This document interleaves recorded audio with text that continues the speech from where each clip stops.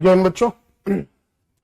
आज हम लोग FST-37 का सोल्यूशन करने वाले हैं और हमारे रिस्पेक्टेड सिंह सर का जो मिशन है कि अब पढ़ने का अधिकार भी सबको है और सबको डॉक्टर बनने का अधिकार है और यूट्यूब के माध्यम से दूर बैठा बच्चा भी न्यूलाइट की टेस्ट सीरीज का सोल्यूशन देख सकता है और अपना सेल्फ एनालिसिस कर सकता है कि वो कितनी मेहनत कर रहा है और ये सब पॉसिबल है हमारे रेस्पेक्टेड सिंह सर के विजन की वजह से। तो चलिए हम लोग आज हिंदी मीडियम में आपको FST-37 के सोल्यूशन कराने वाले हैं और मैं आपका फिजिक्स मेंटर रोहित आपको क्वेश्चन नंबर 1 से क्वेश्चन नंबर 23 तक का सोल्यूशन कराने वाला हूँ। तो चलिए स्टार्ट करते हैं हम लोग। और हमारा जो सबसे पहला क्वेश्चन है आज, करे द्रव्यमान M2 को एक समान डोरी से लटकाया गया है। ये आपका M2 है और ये आपका M1 है, जिसका दूसरा सिरा M1 से जुड़ा है। एक डोरी M1 को जमीन से जोड़ती है जैसा कि चित्र में दिखाया गया है। तो इस डोरी में तनाव, आपको इस डोरी में तनाव निकालना है जो डोरी जमीन से जुड़ी हुई है। एक बात बताओ, अगर जमीन से जुड़ी हुई है तो ये ब्लॉक अगर नीचे की ओर आ रहा होगा तो ये ब्लॉक कहां जाएगा? ऊपर की ओर। ठीक, ऐसी टेंडेंसी उत्पन्न होगी, जाएगा नहीं, टेंडेंसी होगी ये भाई, ये जमीन को उखाड़ के थोड़ा ले जाएगा। तो इस पे जो इंटेंडेड मोशन है वो अपवर्ड होगा, तो इस पे जो टेंशन लग रहा होगा वो डाउनवर्ड डायरेक्शन पे लग रहा होगा, एक्शन पॉइंट के अपोजिट, और इसका वेट भी डाउनवर्ड लग रहा होगा M1G। ओके, और अगर हम बात करें तो ये M2G होगा। ये सब अपनी जगह पर क्या होंगे? रेस्ट पर होंगे। तो यहां पे देखोगे तो हर एक पॉइंट पर M2G दिख रहा होगा आपको, तो ये M2G हो गया। अब अगर हम इक्विलिब्रियम की बात करें तो T प्लस M1G बराबर हो जाएगा M2G। तो यहां से T बराबर हो जाएगा M2G माइनस M1G। तो T बराबर M2 minus M1 into G। ये टेंशन आएगा, डोरी में तनाव आएगा जो पृथ्वी से या तल से जुड़ी हुई है, और इस तरीके से आपका फोर्थ ऑप्शन क्या होगा? सही होगा। ठीक है ना। यहां पे बस इंटेंडेड मोशन की अगर मोशन होगा भी तो किस टाइप, किस तरह का या किस दिशा में होगा, उस हिसाब से हमको एनालिसिस करना था। क्वेश्चन नंबर 2, 500 हर्ट्ज आवृत्ति की एक प्रगामी तरंग है और जिसका वेग दे रखा है 360 मीटर पर सेकंड, और कह रहा है कि 60 डिग्री कलांतर वाले दो बिंदु एक दूसरे से कितनी दूरी पर है। कितनी दूरी का मतलब हो गया उनके बीच पथांतर कितना है। आपको ओवरऑल यहां पे पथांतर, पाथ डिफरेंस बताना है। तो अगर बात की जाए यहां पर, आपने फार्मूला पढ़ा होगा V बराबर F लैम्डा।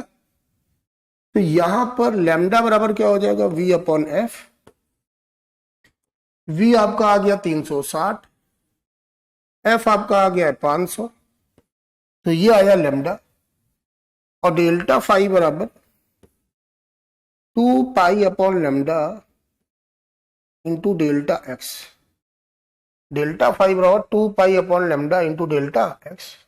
डेल्टा फाई ये 60 डिग्री है, इसको आप रेडियन में चेंज करेंगे, तो जब आप रेडियन में चेंज करेंगे तो 60 अपॉन 180 पाई अपॉन 180 से मल्टीप्लाई करेंगे तो ये पाई बाई 3 हो जाएगा।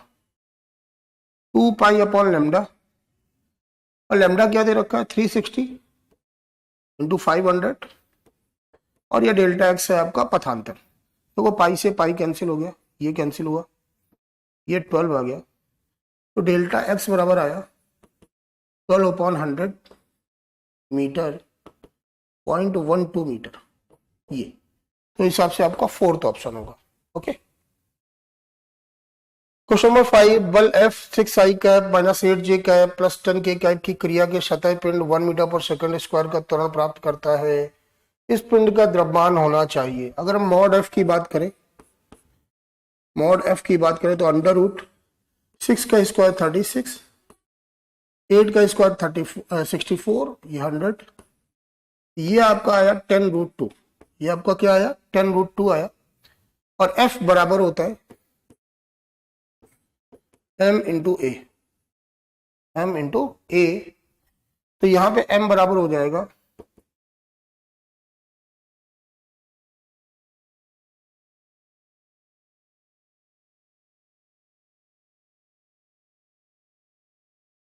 10 अपॉन रूट 2 kg। तो अपना जो राइट आंसर है वो 10/√2 kg हो गया। ये फर्स्ट ऑप्शन हो गया।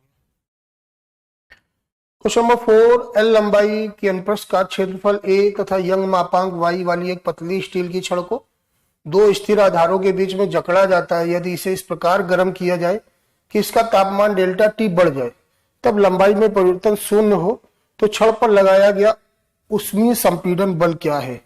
अगर हम बात करें तो ये इस तरह के दो आधार होंगे और इनके बीच में आपने एक इस तरह की छड़ को क्या किया होगा, कनेक्ट किया होगा। और जब इस छड़ की कनेक्ट किया गया है और गर्म किया जा रहा है, तो जब गर्म करोगे तो गर्म करने पे इसमें ऊष्मीय प्रसार होगा, लेकिन ये जो आधार है इसके प्रसार को क्या करेंगे, अपोज करेंगे। तो यहां पर ऊष्मा की वजह से जो तापीय विकृति होगी, तापीय विकृति,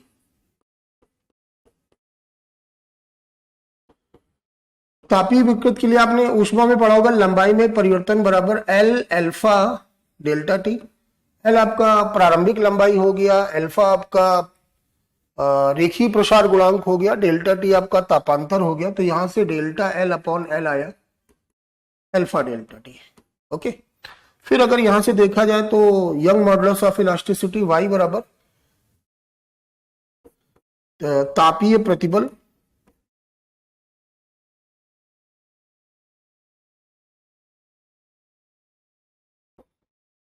अपॉन तापीय विकृति।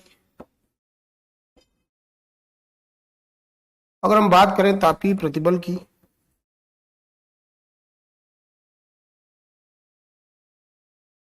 तो y into alpha delta T आएगा। और हम सब लोग जानते हैं कि प्रतिबल बराबर होता है फोर्स अपॉन एरिया। जो फोर्स होगा वो तापीय फोर्स होगा अपॉन एरिया। जब यहां देखेंगे तो y बराबर आएगा, F बराबर आएगा वाई ए अल्फा डेल्टा टी, ये। और ऐसा आपका सेकंड ऑप्शन पे लिखा है, तो ये आपका ऊष्मीय संपीड़न बल हो गया।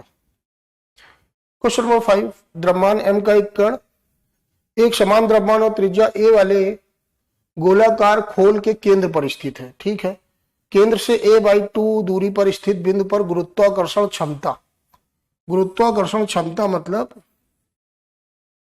गुरुत्वीय विभव, गुरुत्वीय विभव, ये आपको निकालना है।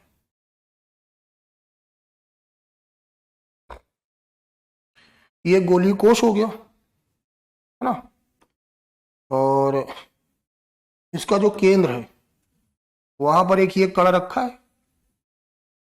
ठीक है, इसका मास क्या हो जाएगा, इसका मास m हो जाएगा, इसका भी मास m है,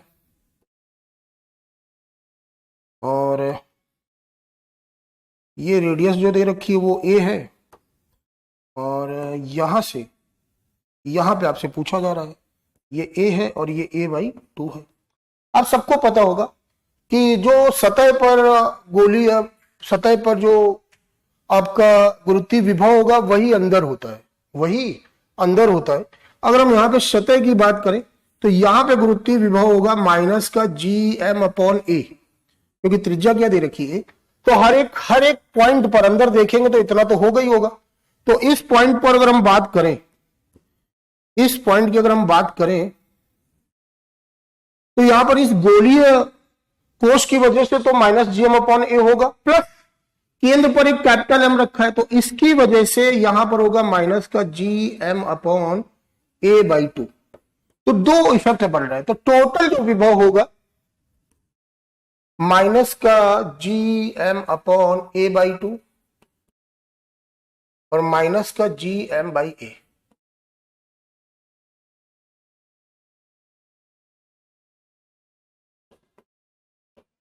और अगर आप इसको सॉल्व करोगे तो v बराबर क्या आ रहा है, माइनस का 3Gm/a, ये आया आपका।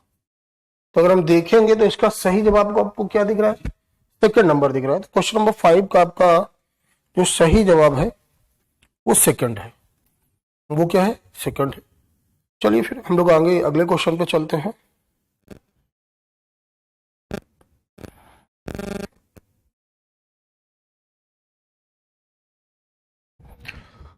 अगले क्वेश्चन की अगर हम बात करें, क्वेश्चन नंबर 7, एक गेंद को ऊर्ध्वाधर दिशा के साथ 60 डिग्री के कोण पर 20 मीटर पर सेकंड के वेग से प्रक्षेपित किया गया है।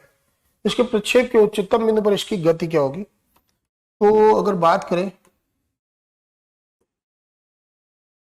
तो यहां पर पार्टिकल को आपने इस तरह फेंका होगा, ये यू दे रखा है आपका 20 मीटर पर सेकंड और ये एंगल दे रखा है 60 डिग्री। अगर हम बात करें उच्चतम बिंदु की,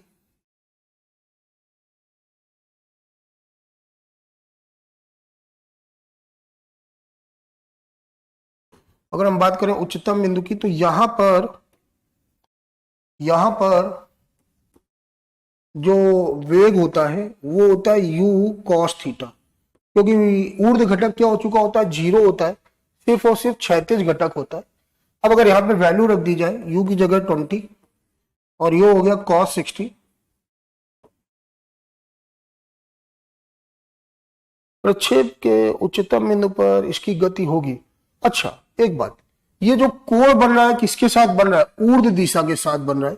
तो अगर ये कोण 60 डिग्री होगा तो बच्चा सॉरी ये 30 डिग्री होगा, ये कोण था, तो यहां पे cos 30 होगा। cos 30 का वैल्यू क्या होता है? √3/2। जब डिवाइड करोगे तो ये आएगा 10√3 मीटर पर सेकंड, और आपका सही जवाब क्या हो जाएगा? सेकंड। तो क्वेश्चन नंबर 6 का आपका सही जवाब है सेकंड। क्वेश्चन नंबर 7, सार्वभौमिक गुरुत्वाकर्षण स्थिरांक का आयाम, आयाम मतलब विमा, आयाम मतलब विमा, तो हम सबको पता है F बराबर होता है G m1 m2 upon r square. तो यहां से G बराबर क्या हो जाएगा? F r square upon m1 m2। F बल है, m l t माइनस 2, ये हो जाएगा L2 और ये हो जाएगा m2। इसको हम सॉल्व करेंगे तो आएगा m-1 L3 t माइनस 2, ये आया अपना। तो इसके हिसाब से कौन सा दिख रहा है? इसके हिसाब से आपका सेकंड दिख रहा है। क्वेश्चन नंबर 8, समदाब दबाव P पर एक परमाणु गैस जिसका आयतन V है समतापी रूप से 2V आयतन तक फैलती है और फिर रुद्धोष्म रूप से 16V आयतन तक फैलती है। गैस का अंतिम दाब क्या? तो पहले क्या हुआ है? समतापी, पहले समतापी प्रक्रम हुआ है, समतापी प्रक्रम हुआ है, पहले कुछ ऐसे रहा होगा और इसके बाद यहां पे कुछ प्रेशर हो जाएगा, फिर क्या हो गया? रुद्धोष्म प्रक्रम, फिर इसके बाद क्या हुआ? रुद्धोष्म प्रक्रम, और यहां पे फाइनली कुछ बना होगा। तो अगर हम स्टार्टिंग करें तो दाब कितना था? P था और आयतन कितना था? V था। तो जब समतापी प्रक्रम हुआ तो ये कितना हो गया? 2V। मेरे को नहीं पता कि दाब कितना है, तो सबसे पहले मैं दाब निकालता हूं। तो समतापी प्रक्रम में लगता है बायल का नियम। अब बायल का नियम क्या होता है? P1 V1 बराबर P2 V2, P into V, P into 2V, V से V कैंसिल हो गया, तो P2 बराबर क्या आ गया? P/2 आया, P2 बराबर आ गया P/2। तो अब यहां पे प्रेशर कितना हो गया? P/2 हो गया ये, ठीक। अब जब हम रुद्धोष्म प्रक्रम की बात करेंगे तो इनिशियली तो यही दिख रहा है, और यहां पर आयतन कितना दे रखा है? 16V दे रखा है। दाब तो निकालना है मेरे को, ठीक। तो अब यहां पर जो लगेगा वो पाइसन लॉ लगेगा, और यहां पे पाइसन लॉ के हिसाब से अगर हम लिखें तो P1 V1 की पावर गामा बराबर P2 V2 की पावर गामा, ये होगा। अब देखो इसके लिए P1 ये हो गया, V1 ये हो गया, P2 निकालना है, V2 ये हो गया। तो यहां से P2 बराबर लिख सकते हैं P1 V1 अपॉन V2 की पावर गामा, ठीक है ना। ये वैल्यू रख देते हैं जरा, ये आ जाएगा P/2। V1 कितना है? 2V है, V2 कितना है? 16V है, और गामा क्या दे रखा है? 5/3 दे रखा है। देखो ये इससे कैंसिल हो गया, 2 से डिवाइड करोगे तो 1/8 आएगा। 1/8 को लिखोगे 1/2 की पावर 3, 5/3। 3 से 3 क्या हो जाएगा? कैंसिल। और 1/2 की पावर क्या? 5 दे रखा है, तो 1/32 होगा, और ये P/2 लिखा है, तो जो P हो जाएगा P2 बराबर वो P अपॉन क्या हो जाएगा? 64 हो जाएगा। तो ये यहां पे आ जाएगा P/64। आपसे यही पूछा था अंतिम क्या होगा, तो आपका राइट आंसर क्या है? फर्स्ट है। निम्न में कौन सा विमीय स्थिरांक है? मतलब एक ऐसा स्थिरांक जिसकी कोई विमा भी होती हो। सापेक्ष घनत्व, इसकी कोई विमा नहीं होती है। तनाव, स्थिरांक ही नहीं है। अपवर्तनांक, इसकी भी कोई विमा नहीं होती है। लेकिन गुरुत्वाकर्षण स्थिरांक एक नियतांक भी है और इसकी विमा भी होती है, तो आपका फोर्थ ऑप्शन होगा। एक गेंद को ऊर्ध्वाधर ऊपर की ओर फेंका जाता है, जब वह अधिकतम ऊंचाई के आधे भाग पर पहुंच जाता है तो उसकी गति 10 मीटर पर सेकंड हो जाती है। गेंद कितनी ऊंचाई तक उठती है? गेंद कितनी ऊंचाई तक उठती है? अगर ये बात की जा रही है यहां पर, तो मान लो ये ग्राउंड है। अब यहां से आपने किसी भी पार्टिकल को ऊपर की ओर क्या किया? प्रोजेक्ट किया। अब वो बोल रहा है कि जो 10 मीटर पर सेकंड वेलोसिटी है वो आधे पर है, मतलब ये अगर है तो ये यहां से ये h/2 होगा, और यहां पे जो वेलोसिटी है वो 10 मीटर पर सेकंड है, ठीक। और ये आधा है तो ये भी तो h/2 होगा, नहीं होगा। और जब यहां पे पहुंच जाएगा तो यहां पे फाइनल वेलोसिटी क्या हो जाएगी? जीरो हो जाएगी। तो जब फाइनल वेलोसिटी जीरो हो गई तो हम फार्मूला इस वाले मोशन के लिए लगा सकते हैं, v² बराबर u² माइनस 2g/h। ये तो जीरो हो गया, 10 का स्क्वायर कितना हो गया? 100 माइनस 2g/h/2, 2 से 2 कैंसिल, तो h बराबर कितना आ जाएगा? 10 मीटर आ जाएगा। h बराबर कितना आ जाएगा? 10 मीटर। तो क्वेश्चन नंबर 10 में आपसे बोला क्या है कि कितना ऊपर उठता है, तो आपका सही जवाब क्या होगा? 10 मीटर होगा ये, ठीक है। क्वेश्चन नंबर 11, यदि किसी वर्नियर कैलिपर्स का 8वां वर्नियर स्केल डिवीजन उसके 7वें मुख्य स्केल डिवीजन के साथ मेल खाता है तो वर्नियर कैलिपर्स का अल्पतमांक। ओके, तो वो अगर अल्पतमांक की बात करें तो अल्पतमांक बराबर हो गया MSD upon number of division on vernier scale. मतलब कहने का मतलब ये हो गया कि जो लीस्ट काउंट है, MSD मतलब मेन स्केल पर एक डिवीजन की लंबाई, परेशान मत होना इंग्लिश से लिख दिया तो, MSD मतलब मेन स्केल पर मुख्य पैमाने पर एक डिवीजन की लंबाई है, ठीक है ना। और नीचे लिखा है वर्नियर पैमाने पर कुल भागों की संख्या, ठीक है ना। ये हिंदी क्लियर हो गया होगा। तो यहां पे अगर हम लिखे तो देखो MSD उसने क्या लिखा है? 1 मिलीमीटर, 1 मिलीमीटर लिख दिया भैया। अब वर्नियर स्केल पर कितने भाग है?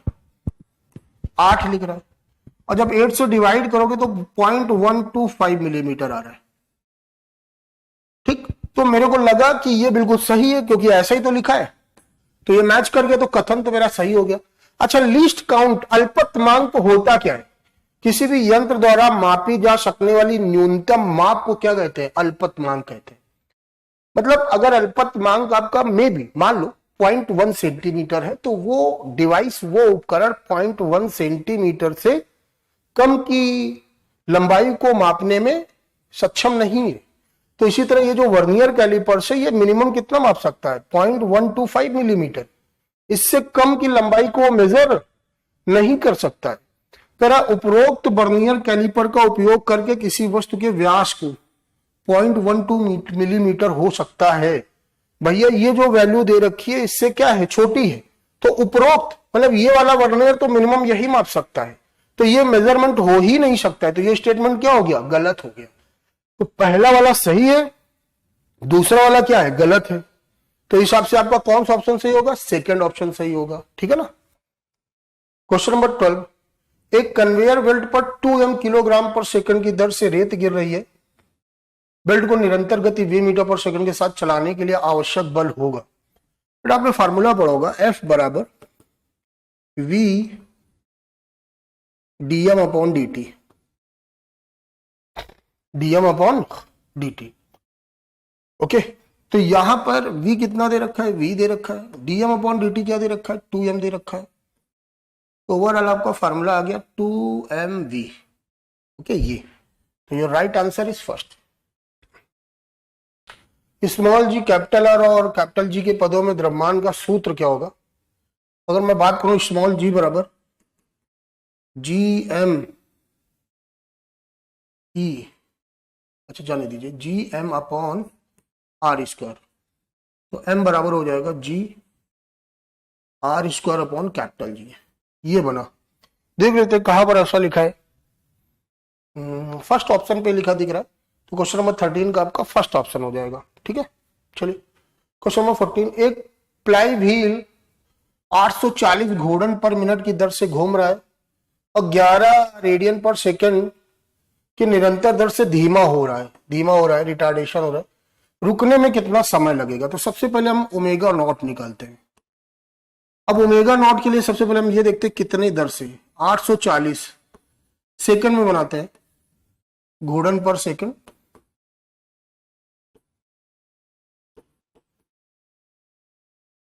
जब साइड से डिवाइड कर दोगे 14 आया।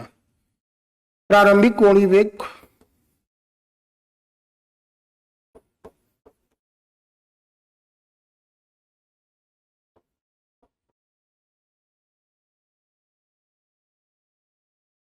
रेडियन पर सेकंड, रेडियन पर फाइनली रुक जाता है तो ओमेगा बराबर क्या हो जाएगा? 0।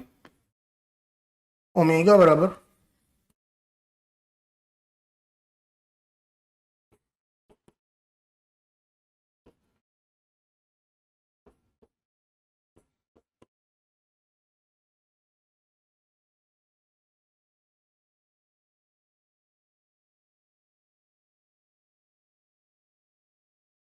आंसर आएगा 8 सेकंड। क्वेश्चन नंबर 14 का आपका राइट आंसर क्या हो गया? 8 सेकंड हो गया।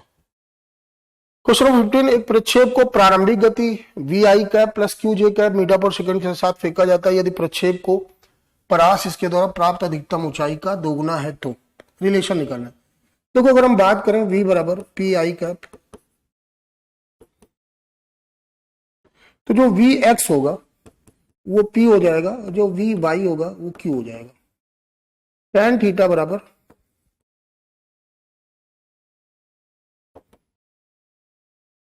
q अपॉन p हो गया, और हम लोगों ने फार्मूला पढ़ा है tan थीटा बाई 4 बराबर h upon r, h upon r। यहाँ पे अगर वैल्यू रखी जाए तो ये हो जाएगा q अपॉन 4p, और यहाँ पे बोला है कि परास जो है अधिकतम ऊंचाई का दोगुना है, तो h अपॉन अधिकतम ऊंचाई का दोगुना ये हो गया, 2 से डिवाइड करोगे q बराबर क्या आ जाएगा? 2p आ जाएगा। तो आपका सेकंड ऑप्शन सही होगा। एक स्प्रिंग को 12 न्यूटन के बल से 6 सेंटीमीटर खींचा जाता है। जब 2 किलोग्राम द्रव्यमान को इसके द्वारा निलंबित किया जाए तो स्प्रिंग को 12 न्यूटन के बल से खींच रहे हो। अगर 12 न्यूटन का बल लग रहा है तो स्प्रिंग जब स्ट्रेच होगी तो एक रिस्टोरिंग फोर्स डेवलप होगा इधर की ओर, और यहां पर हम लोग दिखा सकते हैं F बराबर kx। F कितना दे रखा है? 12। K कैलकुलेट करना, स्प्रिंग कांस्टेंट होता है, और x 6 सेंटीमीटर है, सेंटीमीटर को मीटर में चेंज कर दिया तो K आ गया 200 न्यूटन पर मीटर। अब यहां पे एक स्प्रिंग से आपने ब्लॉक को सस्पेंड किया है तो ये हमारा स्प्रिंग पेंडुलम बन गया, और स्प्रिंग पेंडुलम पर जो टाइम पीरियड का फार्मूला होता है T बराबर 2 pi under root m upon K, under root m upon K ये होता है। m दे रखा है हमारा 2 kg, पाई 3.14,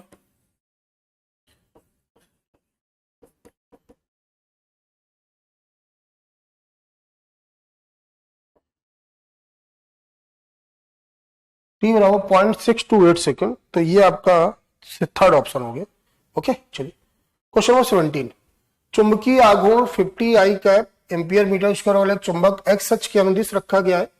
वहां चुंबकीय क्षेत्र बी बराबर 0.5 आई कैप प्लस 3 जे कैप टेस्ला है। चुंबक पर कार्य करने वाला बल आघूर्ण, बेटा बल आघूर्ण टाउ बराबर m cross B, m cross B, ये फार्मूला हम लोगों ने पढ़ा है।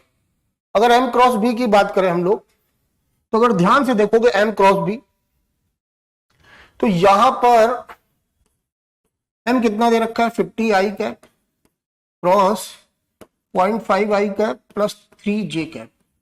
तो हमें आई से कोई मतलब नहीं, वो जीरो हो जाता है। अगर इसका मल्टीप्लाई करेंगे तो 150 आई क्रॉस जे होगा, और इसको हम लोग क्या लिख सकते हैं?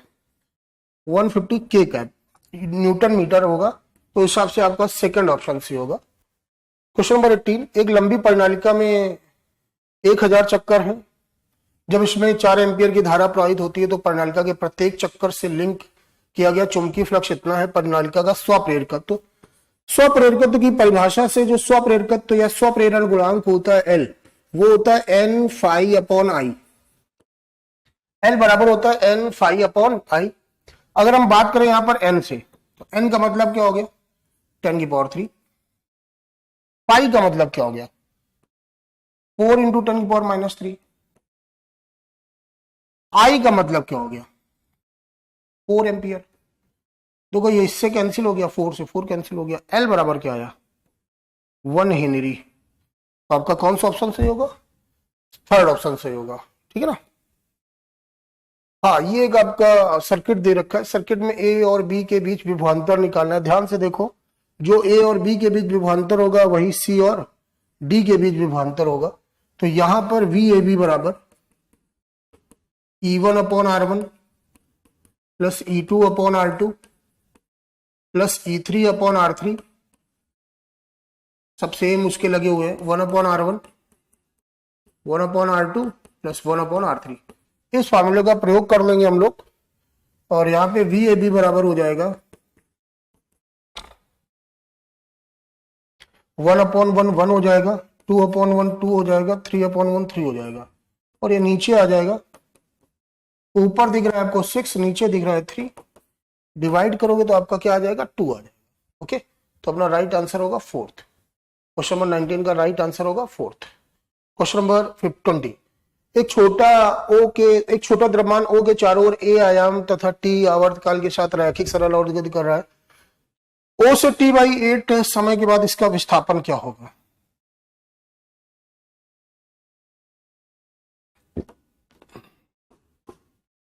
ये मान लीजिए ओ हो गया, ये एक्सट्रीम पोजीशन हो गई और ये एक्सट्रीम पोजीशन हो गई। तो यहाँ पे लीनियर एसएचएम हो रहा है और जब सरल रेखी गति होती है तो y बराबर a साइन ओमेगा टी होता है, या इसी को लिख सकते हैं y बराबर a sine 2πt upon capital T. अब देखो y कितना दे रखा है, अच्छा y नहीं दे रखा, y निकालना है, a sine 2π upon capital T into T/8 हो गया, t से t कैंसिल हो गया, a साइन π/4 हो गया, साइन π/4 होता है 1 अपॉन √2, तो y बराबर हो गया a अपॉन √2, y बराबर हो गया a अपॉन √2। तो your right answer is third. Question number 21, एक संधारित्र 10 माइक्रोकूलम आवेश को एक बैटरी के साथ जोड़ने पर संग्रह करता है। जब प्लेट के बीच में अंतराल एक परावैद्युत पदार्थ भर दिया जाता है तो बैटरी से 20 माइक्रोकूलम आवेश प्रवाहित होता है। परावैद्युत का परावैद्युतांक है। देखो, बैटरी पहले भी वही जुड़ी थी, बैटरी बाद में भी वही जुड़ी है। अगर हम पहले की बात करें तो डाइलेक्ट्रिक नहीं था, तो ये C1 बराबर हो जाएगा epsilon not A upon D और Q1 बराबर हो जाएगा 10 माइक्रोकूलम। C2 हो जाएगा K epsilon not A upon D. अब जो होगा Q2, जो टोटल होगा कितना हो गया 30 माइक्रोकूलम। अच्छा, हम लोगों ने पढ़ा है Q1 बराबर C1 इंटू वी, Q2 बराबर C2 into we. We change नहीं होगा क्योंकि बैटरी तो वही लगा रहे हो ना आप। अगर हम डिवाइड करें Q2 अपॉन Q1 तो C1 अपॉन C2 आएगा, Q2 10 30, ये आएगा K epsilon not A upon D, C2 upon C1 करना था, और ये आ गया epsilon not A upon D. देखो ये चीजें कैंसिल हो रही हैं, तो यहां से K बराबर क्या आ गया T आ गया। तो अपना राइट आंसर क्या होगा थर्ड होगा। तो 21 का अपना थर्ड। 22, एक माध्यम में यात्रा करने वाले विद्युत चुंबकीय का सापेक्ष चुंबकत्व 1.3 और सापेक्ष परावर्तन 2.14 है। तो देखो आपने फार्मूला पढ़ा है C अपॉन V बराबर 1 अपॉन अंडर रूट, सॉरी जो आपने फार्मूला पढ़ा है आपने, तो अपवर्तनांक बराबर क्या पढ़ा है,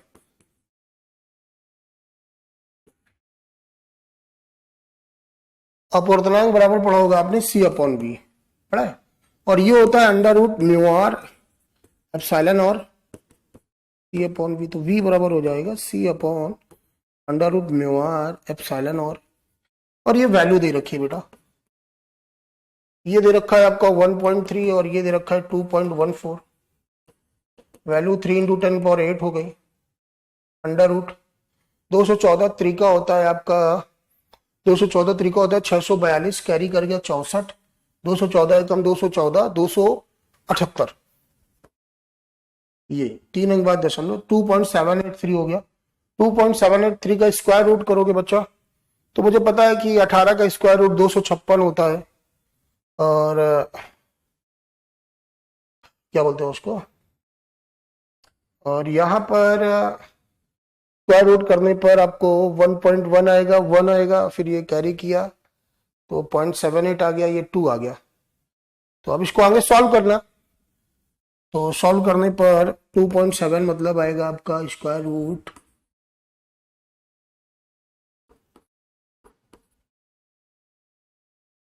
तो स्क्वायर रूट कितना आएगा बच्चा,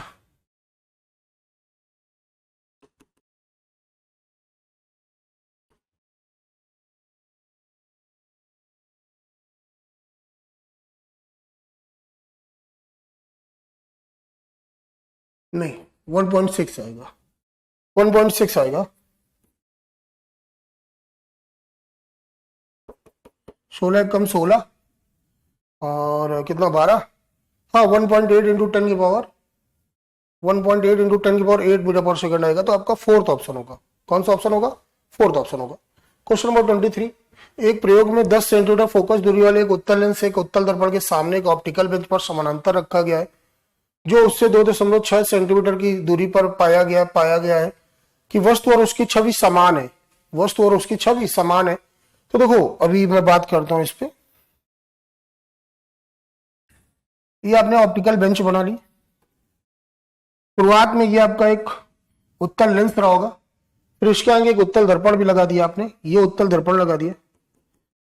अब एक बात बताओ आप, अगर कोई वस्तु होगी तो अगर कोई वस्तु है तो एक तो प्रकाश किरण ये चली गई और एक प्रकाश किरण इस तरह गई होगी, ये यहां से रिफ्लेक्ट हुई होगी और ये इस तरह आगे बढ़ी होगी, ठीक है ना, ये तो यहां से इसका रिफ्लेक्शन भी हुआ होगा और कहीं ना कहीं यहाँ पे कहीं बन रहा होगा इमेज, और जो इमेज यहाँ पे बन रहा होगा इस लेंस के द्वारा वो इसका ऑब्जेक्ट का काम करेगा। और उसमें बोला गया कि वस्तु और उसकी छवि समान है। ऐसा तभी पॉसिबल होता है जब उत्तल दर्पण के सेंटर ऑफ कर्वेचर पे कोई ऑब्जेक्ट रखा हो। कहां पे रखा हो, सेंटर ऑफ कर्वेचर पे रखा हो। तो मुझे पता है यहां से ये डिस्टेंस 2r के बराबर होगी। तो पहले हम लेंस से डिस्टेंस निकालते, लेंस कितनी दूरी का है, फोकस दूरी क्या दे रखी है 10 सेंटीमीटर, अच्छा ये दूरी कितनी दे रखी है 25 सेंटीमीटर। तो लेंस के लिए फार्मूला लगाया, साइन परिपाटी लगाएंगे तो ये प्लस का हो जाएगा, उत्तल लेंस है 1/10,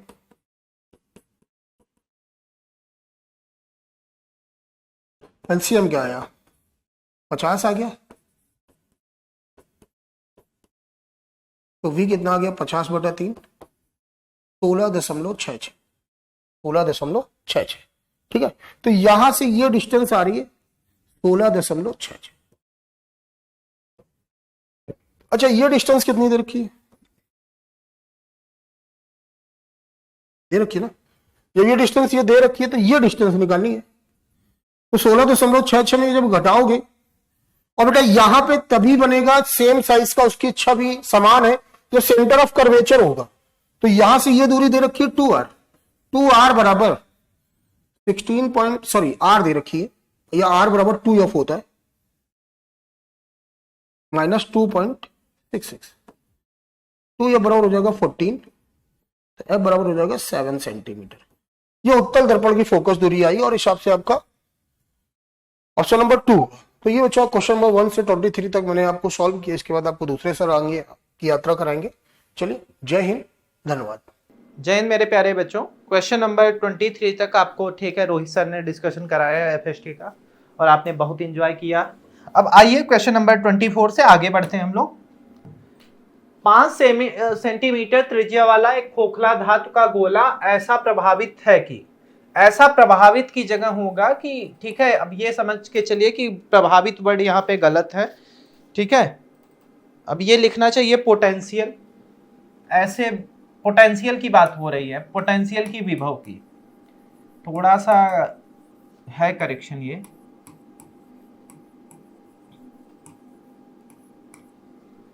प्रभावित है कि इसकी सतह पर विभव 10 वोल्ट है, गोले के केंद्र पर विभव होगा। तो हमें पता है कि जब खोखला गोला हो, कैसा गोला हो, खोखला गोला हो, खोखले गोले के लिए, खोखला गोला है, तो खोखला गोला के लिए हमें पता है कि जो पोटेंशियल, जो विभव सतह पर होगा, जो पोटेंशियल सतह पर होगा वही पोटेंशियल कहां होगा, केंद्र में होगा। तो इस तरीके से हमारा आंसर हो जाएगा 10 वोल्ट है सतह पर, तो 10 ही वोल्ट कहां होगा, केंद्र पर भी 10 ही वोल्ट होगा। तो इस तरीके से आपका पहला आंसर सही होगा। आपका कौन सा आंसर सही होगा, पहला वाला। चलिए आगे बढ़ते हैं। आर प्रतिरोध के एक तार को वर्ग ABCD बनाने के लिए मोड़ा गया है, जैसा कि चित्र में दिखाया गया। E और C के बीच में प्रभावी प्रतिरोध है। E भुजा CD का मध्य बिंदु है। अब देखिए, अगर हम बात करें तो थोड़ा सा सिस्टमैटिकली अगर हम समझने की कोशिश करें तो आर प्रतिरोध के एक तार को लिया गया है, बनाने के लिए मोड़ा गया है। तो जब उसका टोटल रेजिस्टेंस आर है, इसका मतलब अगर हम इसकी बात करें, ठीक है, तो ये पूरा डिस्टेंस बाई आर बाई 4, ये रेजिस्टेंस कितना होगा, आर बाई 4, ये रेजिस्टेंस भी होगा आर बाई 4, ये रेजिस्टेंस भी होगा आर बाई 4, और ये आर बाई 4 होगा, तो अपना इतना क्या होगा, आर बाई 8। अब देखिए यहां पे हम लोग कनेक्ट कर दे रहे हैं एक प्यारी सी नन्ही सी बैटरी, अपने समझने के लिए, ताकि कंफ्यूजन ना हो हमें। वो पूछा है ना E और C के बीच में प्रभावी, तो दोनों को हम बैटरी से कनेक्ट कर देंगे तो हमारा काम थोड़ा सा आसान हो जाएगा, फिर हम लोगों को परेशान थोड़ा सा कम होना पड़ेगा। अब देखिए, अब ये R बाई 8 तो हो गया, तो रिमेनिंग जो वायर होगा, बचा हुआ तार, बचा तार जो होगा, बचे तार का प्रतिरोध की अगर हम बात करेंगे तो एक एक पॉइंट में आपको करके दिखा दे रहा हूं। बचे हुए प्रतिरोध की जब हम बात करेंगे तो ये हो जाएगा R माइनस R बाई 8, यानी 7R बाई 8। बाकी जो हिस्सा बचा हुआ है ये, यानी ये जो वायर का हिस्सा हम देख रहे हैं, सॉरी ये यहीं तक होगा, यहां और यहां 2 पॉइंट के बीच में देख रहे हैं, तो ये जो येलो कलर से मैंने दिखाया इसका क्या है, 7। अब देखिए अगर हम ध्यान से देखें तो यहां पे करंट हमने दी, करंट क्या होगा, दोनों में डिवाइड होगा, यानी कहीं ना कहीं ये कंडीशन ऐसी बन जा रही है कि ये, ठीक है, इस तरीके की कंडीशन बन रही है। तो अब यहां पे हम लिखना चाहेंगे तो हम ये मान लेते हैं कि ये मान लीजिए आपका R1 है, और R1 की वैल्यू कितनी हो जा रही है, R बाई 8। ये आपका R2 है, ये हो जाएगा 7R बाई 8। ये आपका पॉइंट मान लेते हैं E है, और ये पॉइंट क्या है, C। अब प्यारा सा अगर देखें तो अब इन दोनों के बीच में जो कॉम्बिनेशन है वो पैरेलल कॉम्बिनेशन है, क्योंकि यहां आपने करंट दी, करंट क्या हो गई, डिवाइड हो गई, सीरीज कॉम्बिनेशन नहीं है। तो यहां से अगर अपने को R नेट चाहिए, R कुल चाहिए, तो हम फार्मूला जानते हैं 1/R1 प्लस 1/R2। अगर हम देखें तो 1/R की जगह हम क्या लिख सकते हैं, R by 8, R by 8 plus 1/7R by 8। अब ये हिस्सा 8 वाला ऊपर चला जाएगा, तो 1/R कुल अगर निकालना है, हमें टोटल निकालना है, तो ये हो जाएगा 8/R प्लस 8/7R। यहां से अगर हम लोग निकालने की कोशिश करेंगे तो ये R और 7R का एलसीएम जो होगा वो कितना आ जाएगा, 7, यानी ऊपर नीचे किसका मल्टीप्लाई कर दे, 7 का। तो 7 का मल्टीप्लाई करते ही हो जाएगा 56 प्लस 8/7R। अब 7R ये वैल्यू आएगी, ये हो जाएगा 5864 बाई 7R। यहां से अगर R नेट चाहिए तो हम रेसिप्रोकल ले लेंगे। अब यहां से R कुल निकालना हुआ, R नेट निकालना हुआ, तो रेसिप्रोकल लेंगे, तो ये हो जाएगा 7/64R। तो अब इस तरीके से आंसर हमारा 7/64 आ रहा है, यानी आंसर कौन सा है, तीसरा। चलिए प्रभु ये क्वेश्चन काफी प्यारे हैं और थोड़ा सा हमें समझना भी उसी तरीके से होगा। E इक्वल टू देखिए क्या लिखा है, 200√2 साइन 100t। अब यहां से हमें कई चीजें स्टैंडर्ड इक्वेशन से जैसे ही हमने कंपेयर किया, E equal to E naught sine omega T से कंपेयर करने पे ई नॉट की वैल्यू आ गई अपने पास 200√2। अभी यूनिट नहीं लिखते हैं, और ओमेगा की वैल्यू कितनी आ गई 100। यूनिट लास्ट में लिख देंगे, अभी यूनिट के लिए परेशान मत होना, क्योंकि एमीटर की रीडिंग है तो उस पर ध्यान देंगे। अब देखिए हमें पता है कि ई आर एम एस अगर मैं निकालना चाहूं तो ई आर एम एस आ जाएगा ई नॉट बाई √2, यानी 220√2 बाई √2। यहां से ये कटेगा, आ जाएगा 220 वोल्ट। यहां तक कोई दिक्कत ही नहीं है। अब अगला वो देखें तो एक 1 माइक्रोफैराड कैपेसिटर है, संधारित्र है। तो यहां पे अगर अपने को लिखना हुआ इंपीडेंस, आप या सीधे आप अगर बोलना चाहें तो बोल सकते हैं कैपेसिटिव रिएक्टेंस। Capacitive reactance. अच्छा, थोड़ा सा इंग्लिश को लेके आप परेशान मत होइएगा, मैं बता दे रहा हूं इसको। अरे आपने XC पढ़ा है ना, वही XC की बात हो रही है, और इसकी वैल्यू कितनी होती है 1/ω/c। 1/ω/c। तो 1/ω की वैल्यू 100 है, इंटू C की वैल्यू जो होगी वो 1 माइक्रोफैराड है, यानी 10⁻⁻⁶ है। अब ये वैल्यू ऊपर आएगी तो हो जाएगी 10⁻⁴। तो यहां से XC की वैल्यू आ गई 10⁻⁴। और RMS का मतलब होता है वर्ग माध्य मूल। इसका मतलब क्या होता है, वर्ग माध्य मूल। कितना प्यारा सा हिंदी है, वर्ग माध्य मूल। तो ये कुछ आया, लेकिन अभी हमें क्या चाहिए, एमीटर की रीडिंग चाहिए। तो एमीटर की रीडिंग के लिए मैं साइड में लिख दे रहा हूं कि आई चाहिए, तो ये हो जाएगा E, और E कौन सा लेंगे, RMS बाई रिएक्टेंस। तो E RMS अपान कैपेसिटिव रिएक्टेंस, ये वैल्यू आ जाएगी आपकी 200, ये थोड़ा सा मैंने ध्यान नहीं दिया है, ये 200 है और ये भी आपका 200 है, ये 200 है, ये वैल्यू भी 200 है।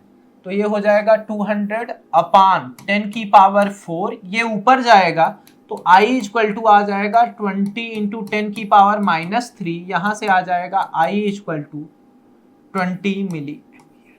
क्या प्यारा सा क्वेश्चन है। यही सिंपल सा स्टेप था मेरे प्यारे बच्चों, कोई नया कैलकुलेशन नहीं था, तो आंसर हो जाएगा तीसरा। चलिए आगे बढ़ते हैं। पीएन जंक्शन में विभव प्राचीर 0.3 वोल्ट दिया है, यानी कहीं ना कहीं पोटेंशियल वो डायोड का आपको दे रखा है 0.3 वोल्ट। चलिए सर, कोई समस्या नहीं है। आवश्यक धारा 6 एम्पियर दे रखा है, यानी I equal to 6 milli ampere, यानी 6 इंटू 10⁻⁻3 एम्पियर दे रखा है। सर इससे भी कोई समस्या नहीं है, करंट दे रखी है, धारा श्रेणी में 200 वोल्ट से जोड़ा गया है, यानी R इक्वल टू कितना है 200 ओम।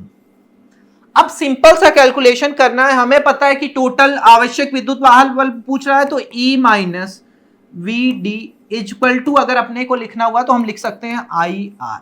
तो इसको इधर लाते हैं, E इक्वल टू हो जाएगा IR प्लस VD। I की वैल्यू कितनी है 6 इंटू 10⁻⁻3 इंटू, अगर R की बात करेंगे तो R आपको 200 दे रखा है, प्लस VD 0.3। अब सिंपल सा कैलकुलेशन है, अगर इसका मल्टीप्लाई इसमें करेंगे तो ये हो जाएगा 0.2, यानी 6 इंटू 0.2 प्लस 0.3, यानी 1.2 प्लस 0.3, यानी ये आ गया 1.5 वोल्ट। तो देवताओं, मुझे लगता है कि ऐसी कोई भी दिक्कत आपको नहीं होगी, आप आसानी से पहला आंसर लगा के आगे बढ़ जाओगे। और ये क्वेश्चन बहुत ही प्यारा है, तो आराम से इसको किया भी जाएगा उसी तरीके से। हाइड्रोजन प्रमाण का आयनन विभव 13.6 वोल्ट है, यानी अगर मैं लिखना चाहूं आयनन विभव के संगत आयनन ऊर्जा। अगर मैं आयनन ऊर्जा लिखने की कोशिश करूं तो आयनन ऊर्जा हमारा हो जाएगा -13.6 इलेक्ट्रॉन वोल्ट। यहां तक आपको कोई दिक्कत होनी नहीं चाहिए। अब फोटान ऊर्जा जो है ये आके गिर रहा है तो ठीक है, आपतित फोटान ऊर्जा। आपतित फोटान ऊर्जा अगर हम बात करें तो आपतित फोटान ऊर्जा जो है वो आपको दे रखा है यहां पे 12.1 इलेक्ट्रॉन वोल्ट। बड़ा प्यारा क्वेश्चन है। अब यहां से इलेक्ट्रॉन की ऊर्जा, इलेक्ट्रॉन की ऊर्जा वो भी उत्तेजित अवस्था में, उत्तेजित अवस्था में, उत्तेजित अवस्था में इलेक्ट्रॉन की ऊर्जा उत्तेजित अवस्था में अगर हम लिखने की कोशिश करेंगे तो ये बड़ा सिंपल सा आ जाएगा, -13.6 प्लस 12.1 इलेक्ट्रॉन वोल्ट, यानी ये वैल्यू अगर हम कैलकुलेट करेंगे तो 1.5 आ जाएगा, -1.5 इलेक्ट्रॉन वोल्ट। अभी आपसे पूछा है कि हाइड्रोजन द्वारा स्पेक्ट्रम रेखा पता करनी है, तो पहले एनर्जी का फार्मूला En इक्वल टू हो जाएगा -13.6 इलेक्ट्रॉन वोल्ट अपान n का स्क्वायर। बड़ा सिंपल तरीका है, हाइड्रोजन की बात हो रही तो कैलकुलेशन कम होगा, तो E स्क्वायर इक्वल टू हो जाएगा -13.6 अपान En कितना आपके पास आया है 1.5 इलेक्ट्रॉन वोल्ट। ये भी आपका इलेक्ट्रॉन वोल्ट में है, यूनिट कैंसिल हो जाएगी। अब जब इसको हम कैलकुलेट करेंगे तो ये वैल्यू आ जाएगी 13.5 135 अपान 15, यानी ये वैल्यू आ गई 9। तो यहाँ n स्क्वायर अगर 9 आ रहा है तो n की वैल्यू जो होगी वो भाई प्लस, वैसे दो वैल्यू आएगी +-3, लेकिन अपने को मतलब किससे होगा, प्लस से आएगी, +-3 दोनों, लेकिन n का नंबर निगेटिव लेने का कोई मतलब नहीं है। अब आप ये सोच सकते हो कि अगर हमें क्वेश्चन में पूछा उत्सर्जित स्पेक्ट्रम रेखा, उत्सर्जित स्पेक्ट्रम रेखा, उत्सर्जित स्पेक्ट्रम रेखा की अगर बात करेंगे तो ये हो जाएगा n-1/2, यानी 3 2/2, 2 से 2 कटेगा, कितना आ जाएगा 3। अच्छा, हो सकता है कि आपका मन न कर रहा हो कि सर ये तो गलत तरीका है, ऐसे कैसे लिख सकते हैं, तो देखिए ऑर्बिट किसमें है, 3 में, कहां है, 3rd में, तो तीसरी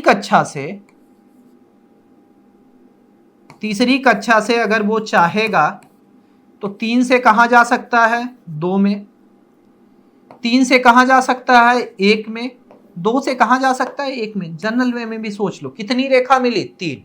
तो इस तरीके से हमारा आंसर कितना होगा, 3। अब देखो ऑप्शन लिखने में गलती मत कर जाना, क्योंकि 3 यहां है। अब हो सकता है कि थोड़ा सा ज्यादा सोचो और क्वेश्चन स्लिप कर दो।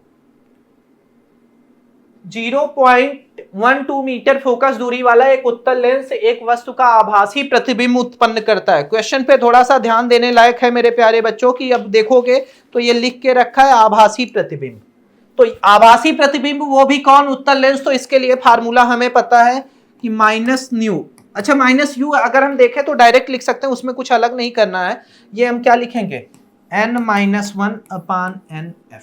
ये डेरिवेशन तो हम लोगों ने बहुत पहले, अच्छा माइनस साइन से अपने को कोई लेना देना है भी नहीं। ये देखो n की अगर बात करेंगे तो कितना गुना, 3 गुना है, तो ये हो जाएगा 3-1 अपान 3 इंटू कितना, 12 मीटर, 0.12 मीटर।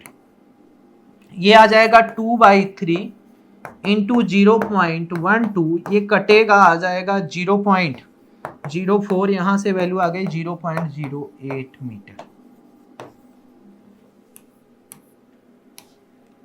लेंज का नियम ऊर्जा संरक्षण के सिद्धांत को उल्लंघित करता है, जी नहीं, ये बेस्ड है, उसी पे बेस्ड है, ठीक है, इसको ये उल्लंघित नहीं करता। लेंज का जो लॉ होता है वो एनर्जी कंजर्वेशन पे बेस्ड है।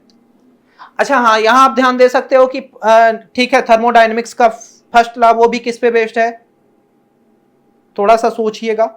इसके अलावा अगर हम बात करेंगे एनर्जी कंजर्वेशन पे, तो किरचॉफ का सेकंड लॉ भी आप सोच सकते हो कहां से है, अब वो आप कमेंट में बता दीजिएगा या नहीं भी बताइएगा चलेगा, लेकिन फिलहाल वो ऊर्जा संरक्षण पर ही क्या होता है, बेस्ड होता है। जी हाँ, गलत है पहला स्टेटमेंट। प्रेरित ईएमएफ हमेशा चुंबकीय फ्लक्स के परिवर्तन का विरोध करता है जो इसके उत्पादन के लिए जिम्मेदार है। जी हाँ, यही तो है लेंज का नियम, ये लेंज के नियम ही है। तो इसका मतलब ये पहला स्टेटमेंट गलत है, दूसरा स्टेटमेंट सही है, दूसरा स्टेटमेंट सही है। अब देखते हैं ऐसा कहां लिखा है, पहला,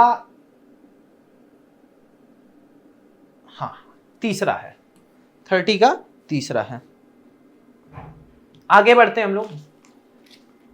25 वाट और 100 वाट के दो बल्बों का क्रमशः प्रत्येक 220 वोल्ट पर रेट किया गया है, जो 440 वोल्ट की आपूर्ति के साथ श्रेणी में जोड़ा गया है। कौन सी बल्ब फ्यूज होगी? बहुत प्यारा क्वेश्चन है, बहुत प्यारा मतलब सच में प्यारा है।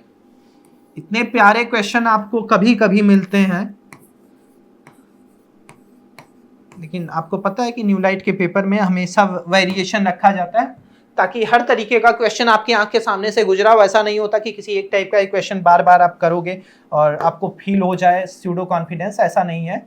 आपको हर बार नए क्वेश्चन दिए जाते हैं कुछ नया सीखने के लिए। देखिए, अगर हम बात करें अब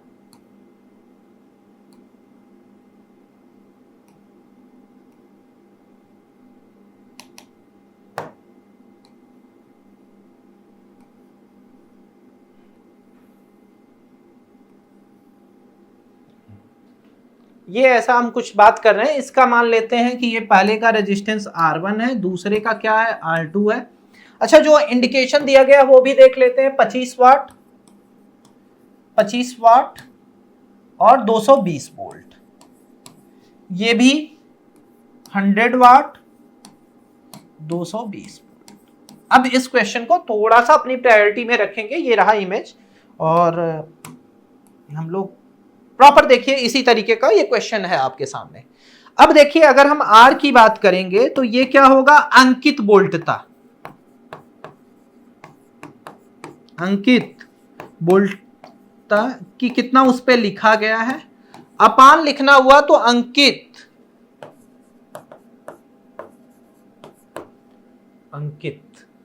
शक्ति। हो सकता है अंकित लिखने में मैं गलत कर दूं, लेकिन फीलिंग आप समझ लीजिएगा। अंकित वोल्टता की बात करेंगे पहले के लिए। अब देखिए, ये फार्मूला अगर हम यूज करेंगे तो दो केस मिलेगा हमें। पहला हमें मिलेगा प्यारा सा R1 इक्वल टू वोल्टता कितनी है, 220, तो 220 का स्क्वायर अपान कितना, 25। R2 अगर अपने को लिखना हुआ तो R2 आ जाएगा आपका 220 का स्क्वायर अपान 100। अभी कैलकुलेशन नहीं करेंगे, लास्ट में ले जाके करेंगे, वरना क्वेश्चन हो सकता है कि बड़ा हो जाए। अब देखो, दोनों कनेक्टेड किस में है, सीरीज में, यानी आप उन क्या लिख सकते हैं, R इक्वल टू, अपन लिख सकते हैं R equal to R1 plus R2, और अपने को कोई दिक्कत नहीं है बच्चे लिखने में। अब देखो, R1 की वैल्यू हमें पता है कितना, 220 का स्क्वायर अपान 25 प्लस 220 का स्क्वायर अपान 100। 220 को कॉमन ले लीजिए, 220 का स्क्वायर अब कॉमन ले लिया गया तो ये आ गया 1/25 प्लस 1/100। अब इसको अगर हम सॉल्व करने पे आएंगे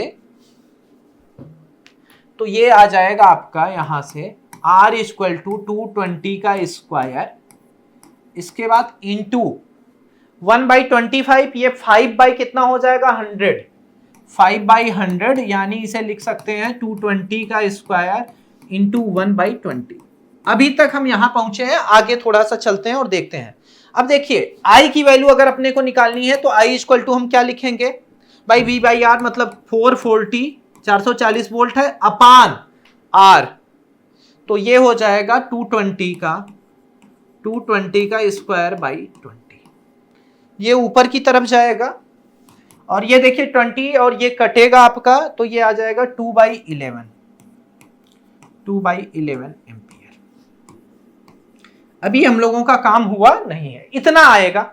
अब इसके बाद अगर हम विभवांतर देखें, 25 वाट के बल्ब पर विभवांतर, 25 वाट के बल्ब पर विभवांतर, 100 वाट के बल्ब पर विभवांतर।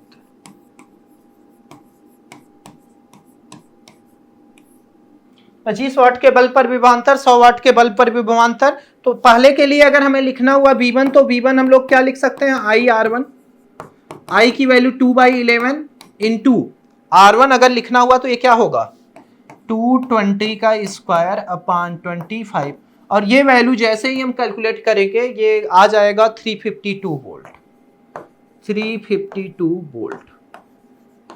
उसी तरीके से V2 भी कम कैलकुलेट करेंगे तो V2 इक्वल टू आ जाएगा IR2, ये वैल्यू आ जाएगी 2/11 इंटू 220 का स्क्वायर बाई 100। यहां से हम लिखना चाहें तो क्या लिख सकते हैं, अब देखिए इसको हमने बना के रखा है कि ये कितने पे काम करे, 220 वोल्ट के लिए। किसके लिए, 220 के लिए, यानी जैसे ही 220 वोल्ट से ज्यादा हुआ, अब ये 352 है तो ये क्या हो जाएगा, फ्यूज हो जाएगा। ये क्या होगा, फ्यूज होगा। इसको हमने 220 वोल्ट पे ऑपरेट करने के लिए बनाया है, लेकिन 88 वोल्ट मिल रहा है, कोई नहीं, ये फ्यूज नहीं होगा। तो इस तरीके से फ्यूज कौन होगा, पहला बल्ब होगा कौन सा, 25 वाट वाला। तो आंसर कौन सा होगा, 25 वाट, यानी 31 का कौन सा सेकंड हो जाएगा, उसके लिए कुछ अलग नहीं जाना है, दूसरा आंसर होगा। चलिए आगे बढ़ते हैं, प्यारा सा क्वेश्चन था। अब ऐसे क्वेश्चन को हम लोग बहुत स्मूथ तरीके से करेंगे ताकि दिक्कत ना हो हम लोगों को कुछ भी समझने में। देखिए 200 ग्राम की एक ठोस गेंद 20 डिग्री सेल्सियस तापमान पर 80 डिग्री तापमान वाले समान मात्रा के पानी में गिरा दिया जाता है। अब पानी में गिराया जा रहा है, पानी का तापमान क्या है, ज्यादा, तो वो क्या करेगा, ऊर्जा क्या करेगा, खोएगा। तो जल द्वारा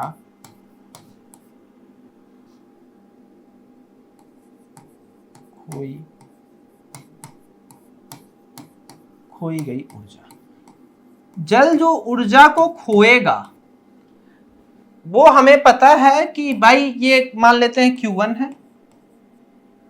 तो Q1 जो है वो ms डेल्टा थीटा होगा।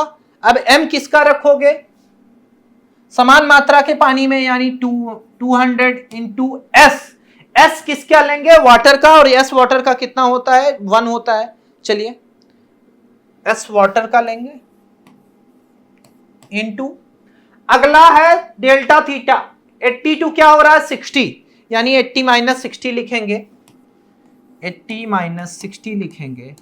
उसी तरीके से अब इसको ठोस गेंद क्या करेगी, उस ऊर्जा को प्राप्त करेगी, गेंद द्वारा प्राप्त की गई ऊर्जा, प्राप्त की गई ऊर्जा। अगर गेंद द्वारा प्राप्त की गई ऊर्जा देखेंगे हम तो Q2 आ जाएगा, मास कितना, 200 इंटू स्पेसिफिक हीट किसका, सॉलिड का, गेंद का, इंटू टेम्परेचर इसका कितना था, 20 से क्या हुआ, 60, यानी क्या लिखेंगे, 60 माइनस 20। अब देखिए यहां से हमें पता है कि हम आसानी से लिख सकते हैं Q1 इक्वल टू Q2, ये आ जाएगा आपका 200 into specific heat of water into 80 minus 60 अगर करेंगे तो बड़ा सिंपल है, 20 लिख सकते हैं इसको direct, 20 that equal to 200 into specific heat किसकी, सॉलिड की, इंटू 40, ये वैल्यू कितनी आ जाएगी, 40। अब देखिए 200 से 200 क्या हो गया, कैंसिल हो गया, ये इससे कैंसिल हुआ, यहाँ पे 1 आया और यहाँ पे क्या आया, 2। तो यहां हम लिख सकते हैं कि S जो सॉलिड का है वो वाटर के स्पेसिफिक हीट का क्या है, आधा है। तो पानी का क्या है, आधा। तो इस तरीके से आंसर जो हो जाएगा 32 का वो हो जाएगा तीसरा, पानी का आधा। बहुत प्यारा क्वेश्चन था, एक वोल्ट मीटर जब एक समांतर प्लेट संधारित्र जिसके बीच में वायु के साथ जोड़ा गया है तो यह 4 वोल्टता पड़ता है। जब यह एक परावैद्युत प्लेट के बीच में डाल देते हैं तो वोल्ट मीटर 2 वोल्ट पड़ता है, उस पदार्थ का परावैद्युतांक है। अब देखिए अगर हम लगा दें आवेश के संरक्षण के अनुसार, इसको बड़े प्यार से अलग तरीके से करते हैं थोड़ा सा, आवेश के संरक्षण के अनुसार, आवेश के संरक्षण के अनुसार अगर हम देखने की कोशिश करेंगे तो हमें पता है कि Q इनिशियल, Q आरंभिक, ये बराबर होगा Q अंतिम के, क्योंकि चार्ज क्या है, चार्ज यहां पे संरक्षित रहेगा, चार्ज संरक्षित रहेगा। तो यहां हम लिख सकते हैं CI into VI that is equal to C final into V final. अब सिर्फ वैल्यू रखनी रह गई है। CI की जगह हम क्या लिख सकते हैं, K initial A epsilon not by D into VI की जगह VI रहने दीजिए। अब ये बराबर किसके लिख सकते हैं, K final into A epsilon not by D into V final. अब ध्यान से देखिए तो ये पूरा हिस्सा कट गया। अब यहां से वैल्यू अगर रखना भी हम चाहें तो हमें पता है कि K इनिशियल यानी बच क्या रहा है, K initial V initial equal to K final V final. अब सिर्फ वैल्यू रख दो। शुरुआत में वो किसमें रखा हुआ है, एयर में, यानी K की वैल्यू 1 है इनिशियली, तो ये कितना आ गया 1 इंटू पोटेंशियल शुरुआत में कितना दिया है 4, ये बराबर हो जाएगा K फाइनल, यही निकालना है हमें, पोटेंशियल कितना दे रखा है 2, तो ये इससे कटेगा तो 2 इक्वल टू क्या आ गया K फाइनल। कितना प्यारा क्वेश्चन है। तो यहां से आंसर हो गया दूसरा। बड़ा प्यारा क्वेश्चन था बच्चे, और अगर ऐसा क्वेश्चन मिलेगा तो हम लोग एंजॉय करेंगे हमेशा। ठीक है, अब आगे बढ़ते हैं अगले क्वेश्चन की तरफ। मुख्य क्वांटम संख्या में वृद्धि के अनुसार दो लगातार ऊर्जा स्तरों के बीच की ऊर्जा का अंतर। अच्छा, हमें पता है कि E directly proportional to 1/n² होता है। पूरा फार्मूला नहीं लिख रहा हूं, वो तो आपको पता है, जनरल, आप मॉडर्न इतनी अच्छी तरीके से पढ़े हुए, तो ये रिलेशन हम लोगों ने पढ़ रखा है। तो अगर हम इसकी संख्या बढ़ा दें, अगर मुख्य क्वांटम नंबर n, मुख्य क्वांटम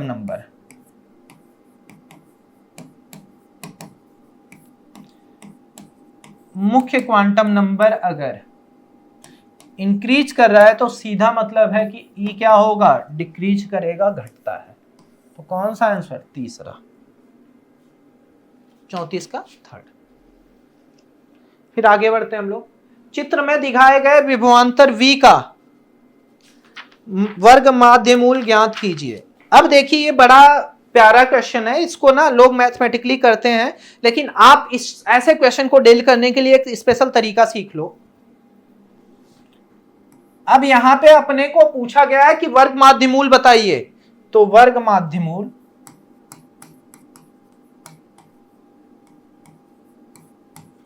V इक्वल टू वर्ग माध्यमूल, ये अगर हम लिखना चाहें तो डायरेक्ट लिख सकते हैं मैक्सिमम V मैक्स, उसके बाद क्या लिखते हैं अधिकतम, उसके बाद क्या लिखते हैं रूट में D।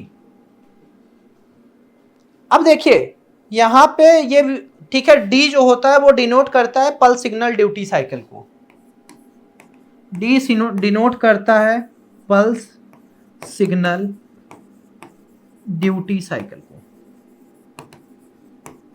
Pulse signal duty cycle को ऐसा लिखते हैं। अब देखो यहां पे जो पल्स सिग्नल ड्यूटी साइकिल मिल रहा है वो देखो यहां से यहां तक एक टाइम पीरियड में सिर्फ कितना मिल रहा है, आधा मिल रहा है। कितना मिल रहा है, आधा। यानी यहां पे अब रूट में D की वैल्यू अगर यहां पे हम रखने की कोशिश करें तो ये 50% है, यानी इसे लिख सकते हैं सर 1/2। तो अब यहां पे हमें V वर्ग माध्यमूल बड़ी आसानी से मिल जाएगा, V वर्ग माध्यमूल। देखो क्वेश्चन को ज्यादा अच्छे तरीके से, क्योंकि ये स्क्वायर वेव है तो उसको इस तरीके से डील करते हैं, जैसे एसी का आपने कई टाइप पढ़ा होगा उसमें ये भी है, तो बड़ा प्यारा क्वेश्चन था।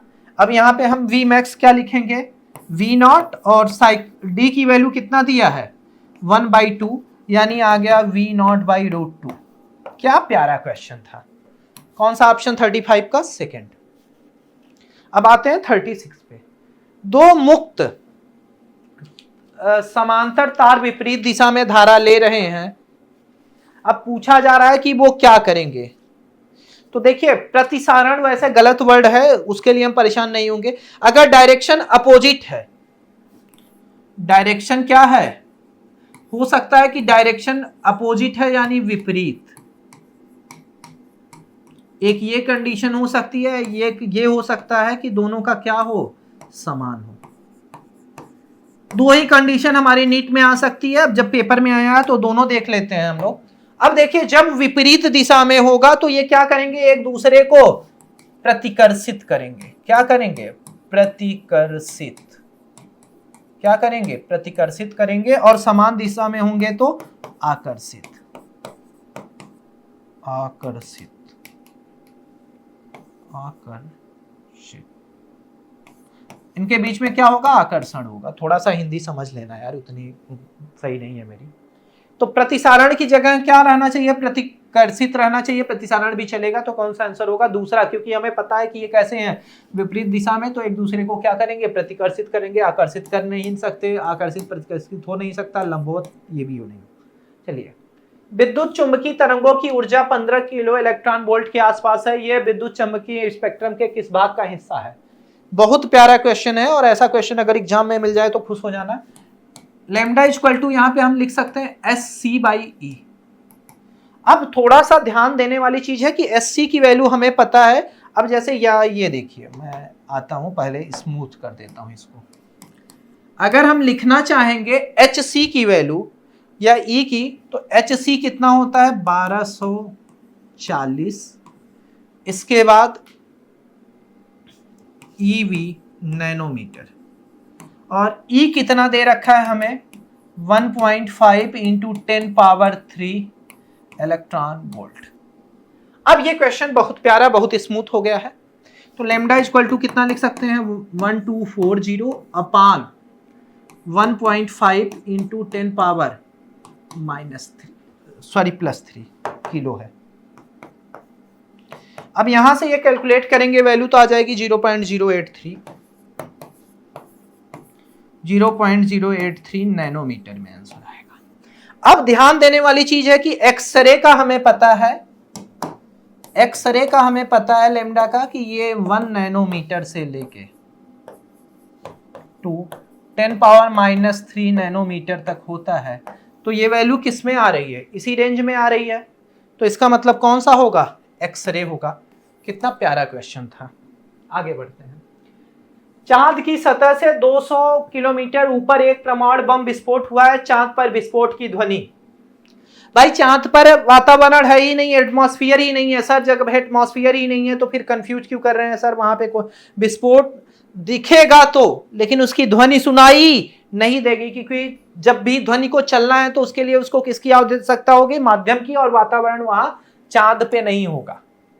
तो सर इसका मतलब यह है कि कभी नहीं सुनी जाएगी 38 का फोर्थ। आगे बढ़ते हैं सर। एम द्रव्यमान की एक छोटी दृढ़ गोलाकार गेंद को ग्लिसरीन से भरे एक लंबी ऊर्ध्वाधर नली में गिराया जाता है। कुछ समय बाद वेग स्थिर हो जाता है, यानी ये क्या हो गया, 0। यानी यहां पे हमें टर्मिनल वेलोसिटी मिल गई। क्या मिल गई, टर्मिनल वेलोसिटी, यानी मैक्सिमम वेलोसिटी, अधिकतम वेग। यहां पे हमें क्या मिलेगा, अधिकतम वेग। और अधिकतम वेग मिल रहा है, और ये किसमें होगा, साम्य अवस्था में। किसमें पहुंच जाएगा, साम्य अवस्था में। अगर ये साम्य अवस्था में पहुंचा तो साम्य अवस्था का मतलब सीधी चीज है कि F नेट क्या होगा, 0। अब सर ये क्वेश्चन कोई टफ क्वेश्चन नहीं रह गया, कुल बल क्या हो जाएगा, 0। अब यहां से अगर हम लोग लिखने की कोशिश करेंगे तो बहुत स्मूथ तरीके से एक ड्रॉप बना के लिख सकते हैं। जैसे देखो एक प्यारी सी पानी की बूंद है, चलिए इसको स्फेरिकल शेप दिखाने की कोशिश करते हैं। अब देखिए नीचे की तरफ इस पे फोर्स लगेगा, मास कितना दिया है, m g।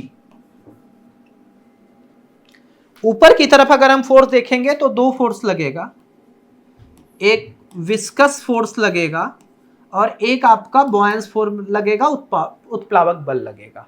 तो वो श्यान बल F विस्कस पूछा है, तो यहाँ पे हम लोग लिख सकते हैं। अब देखिए जा कहाँ की तरफ रहा है, नीचे की तरफ, एक्सेलरेशन क्या है 0, यानी mg बराबर क्या हो जाएगा Fb प्लस Fv। हमें यही निकालना है Fv, तो Fv इक्वल टू आ जाएगा ये mg माइनस Fv। बॉयंस फोर्स लिखना बहुत आसान है, सिर्फ डेंसिटी जो हमने किसकी लिखी थी सॉलिड की, वहां पे क्या लिख देंगे लिक्विड की, तो ये आ जाएगा mg minus mg/2 same amount के लिए। यहां पे माइनस की साइन है, तो ये कितना आ जाएगा mg/2। आंसर कौन सा हो गया, दूसरा। बहुत सिंपल क्वेश्चन था। लैम्डा तरंग दैर्ध्य का एक प्रकाश स्रोत एक धातु की तरह के रोशन को करता है और इलेक्ट्रॉन की अधिकतम गतिज ऊर्जा से निकलता है। तो यहां पे हमें पता है कि hc/लैम्डा ये बराबर होगा फाई के बराबर होगा प्लस इलेक्ट्रॉन वोल्ट जो का एनर्जी होगी 2। ठीक है, तो फाई प्लस क्या लिख सकते हैं 2। अब यहां से hc/लैम्डा अगर अपने को लिखना हुआ तो ये वैल्यू आ जाएगी फाई की वैल्यू आपको दे रखा है, कार्य फलन कितना दे रखा है 1, तो 1 + 2 = 3। अगले का अगर हमें लिखना हुआ तो hc/λ/2 है, तो अगर इसे लिखना चाहेंगे तो ऐसे लिख सकते, ये बराबर हमें पता है किसके होगा 3 के, तो यहां से ये वैल्यू, हाँ ये वैल्यू लिखी जा सकती है 3/2। इसको हम कितना लिख सकते हैं 3/1/2, यानी वैल्यू कितनी आ गई 6। अब ये 6 जो वैल्यू आएगी ये बराबर किसके होगी 6 = होगा 1 प्लस काइनेटिक एनर्जी मैक्सिमम। तो ये इधर आ जाएगा, काइनेटिक एनर्जी मैक्सिमम अगर निकालना है तो 6 - 1 = 5 इलेक्ट्रॉन वोल्ट। इसको फिर से लिख देता हूं ताकि आप कंफ्यूज ना हो। 6 - 1 5 इलेक्ट्रॉन वोल्ट। तो कौन सा ऑप्शन हो गया, तीसरा। चलिए आगे बढ़ते हैं बच्चों। यंग के द्विध्रुवी प्रयोग में लाल रंग की प्रकाश की फ्रिंजें नीले रंग की फ्रिंज की तुलना में, अब देखिए अगर हम यहां पे बात करें फ्रिंज विड्थ की, फ्रिंज की चौड़ाई की, तो ये क्या होता है λd/d। अच्छा, यहां से हमें ये पता चल गया कि b डायरेक्टली प्रोपोर्शनल टू किसके है, बीटा डायरेक्टली प्रोपोर्शनल टू किसके है, लैम्डा के है। और हमें एक बात जो बचपन से पता है वो ये पता है कि जब यहाँ पे वो लाल की बात कर रहा है और किसके नीले रंग की, तो इन दोनों के वेवलेंथ के बीच में भी रिलेशन पता है कि लैम्डा r जो होगा वो ग्रेटर देन होगा किससे, ब्लू से।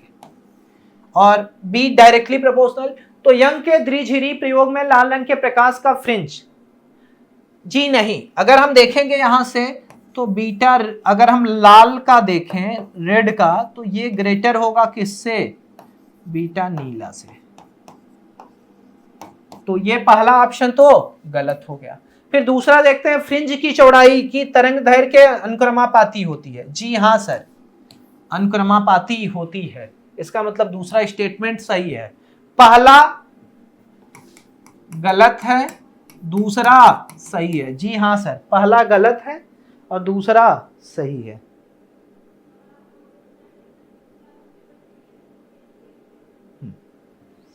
कौन सा आंसर हो जाएगा 41 का 3। फिर आगे बढ़ते हैं, चुंबकीय क्षेत्र। अच्छा देखो, हम सबसे ऑड मिला ले, ए का 1 दिखा रहा है, और देखिए एम्पियर मीटर स्क्वायर हमें पता है किसकी वैल्यू होती है, चुंबकीय आघूर्ण की। तो डी का कौन सा होना चाहिए फर्स्ट, यानी सर सारे ऑप्शन आपने डायरेक्ट एलिमिनेट कर दिए सर, 1 मिनट का भी टाइम नहीं लगा। ये क्वेश्चन थोड़ा सा प्यारा क्वेश्चन है बच्चों, और इसको थोड़ा सा हम लोग टाइम लेके करेंगे। अब देखिए, जैसा कि नीचे दिखाया गया, आर लंबाई की द्रव्यमान रहित डोरी का एक लोलक आर ए को ऊर्ध्वाधर से 60 डिग्री पर छोड़ा जाता है, अन्य भाग बी से टकराता है जो केंद्र में घर्षण बेंच पर रखा हुआ है। प्रत्यास्थ तरीके की टक्कर मानते हुए ए का वी के साथ परिमाण होगा। अब देखिए, इस क्वेश्चन को करने के लिए चलिए हम लोग आगे बढ़ते हैं।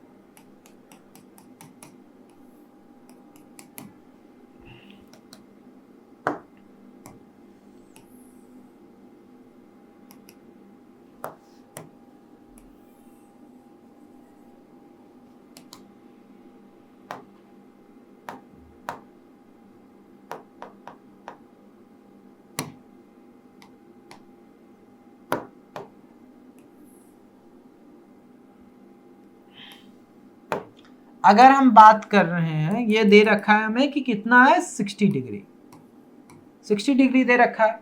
अब सटा हुआ कंपोनेंट अगर हम ये देखेंगे तो ये हो जाएगा, ठीक है, आर कॉस थीटा, और ये आपका क्या होगा, आर साइन 60 डिग्री। सटा हुआ कंपोनेंट क्या होगा, R cos 60 degree. Cos 60 degree की वैल्यू पता है, आर इक्वल टू 1/2 हो जाएगा, यानी r/2। और इसकी बात करेंगे तो ये हो जाएगा r√3/2, यानी बची हुई डिस्टेंस भी कितनी है, r/2 ही है। हाँ सर, ऐसा लिख सकते हैं। टकराने के पहले v का वेग देखते हैं। टकराने के पहले a का वेग, टकराने के पहले अगर हम a के वेग की बात करेंगे तो a का वेग अगर टकराने के पहले देखा जाएगा तो ये हम ले सकते हैं रूट में, यहाँ पे हम मैकेनिकल एनर्जी कंजर्वेशन करा दें, हमें फार्मूला पता है कि डायरेक्ट लिख सकते हैं। क्या होगा, 2gh, यानी रूट में 2gr/2, 2 से 2 कैंसिल हो गया, रूट में कितना आ गया, gr। इतना तक तो हम डायरेक्ट लिख सकते हैं, कोई चीज नहीं है। अब टकराने के बाद हम मानते हैं कि a का वेग v1 हो गया। टकराने के बाद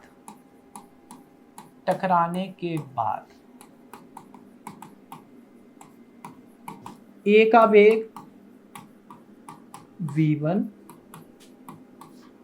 b का वेग v2, ऐसा कुछ लिख सकते हैं। अब यहां से हम लोग लिखना चाहेंगे प्रिंसिपल। अब देखिए कोलिजन कैसा है, आपको बोलता है प्रत्यास्थ टक्कर है, यानी कंजर्वेशन ऑफ लीनियर मोमेंटम लगेगा संवेग संरक्षण के नियम के अनुसार। संवेग संरक्षण के नियम के अनुसार, संवेग संरक्षण के नियम के अनुसार, संवेग संरक्षण के नियम के अनुसार अगर हम लिखना चाहेंगे तो mu इक्वल टू, हम लोग लिखना चाहेंगे तो डायरेक्ट लिख सकते हैं mv1 प्लस, यहां पे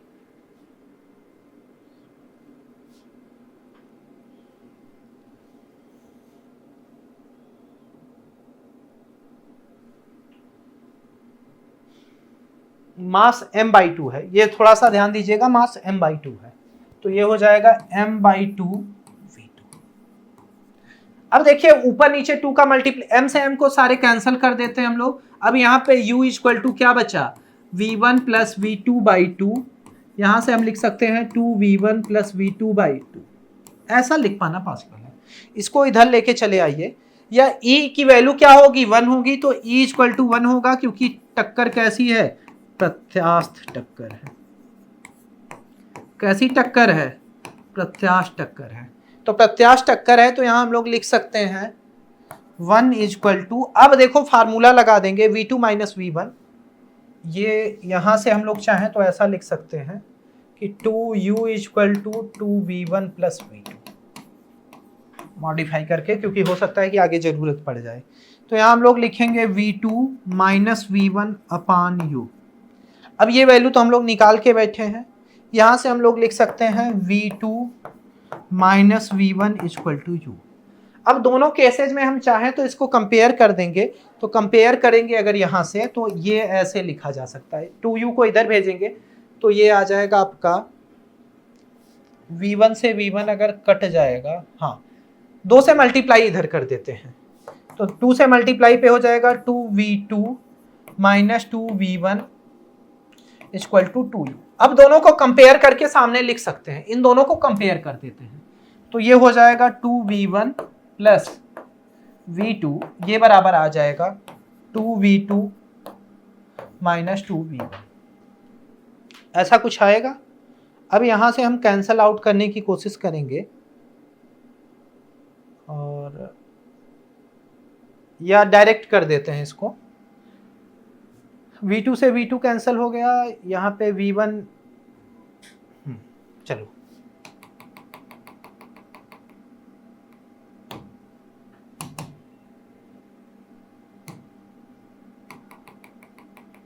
या डायरेक्ट हम लोग इसको कैलकुलेट करेंगे तो ये आ जाएगा 3v1 इक्वल टू यू। मैं एक स्टेप खत्म कर दे रहा हूँ, एक दो, तो आप समझ सकते हो इसको डायरेक्ट।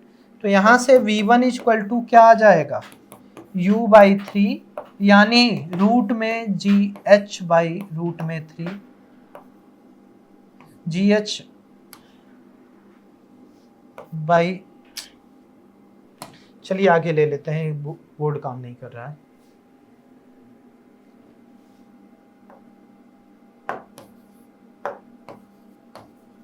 यहां से हम लोग लिखना चाहेंगे तो v1 इक्वल टू आ जाएगा u/√3, यानी रूट में gh/3। अब ऐसा आंसर अगर हम ध्यान से देखें तो एक gr है,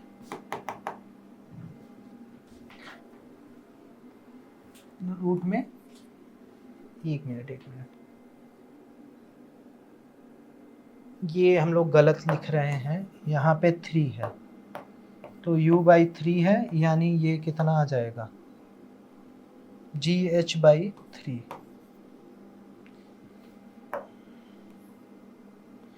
फिर यहाँ हम लोग आगे लिख रहे थे, यहाँ पे /3 होगा,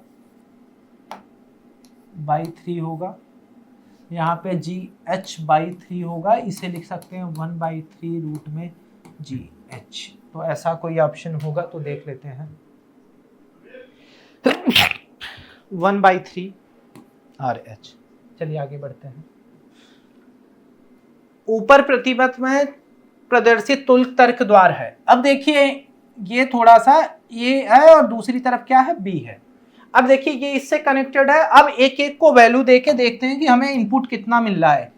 एक तरफ ए ले लेते हैं, दूसरी तरफ बी ले लेते हैं, तीसरी तरफ वाई। ये जो इनपुट है ये वाई है। अगर ए को हम 0 दे रहे हैं, कितना दे रहे हैं, 0, और बी को भी क्या रख रहे हैं, 0। ए को 0 रख रहे हैं, बी को भी क्या रख रहे हैं, 0। तो हमें आउटपुट यहां से जो मिलेगा अपोजिट होके, ये क्या मिलेगा, अपोजिट होगा तो ये आके मिलेगा 0 ही। ए को 0 रखते हैं, वापस बी को ये वैल्यू कितनी कर देते हैं, 1।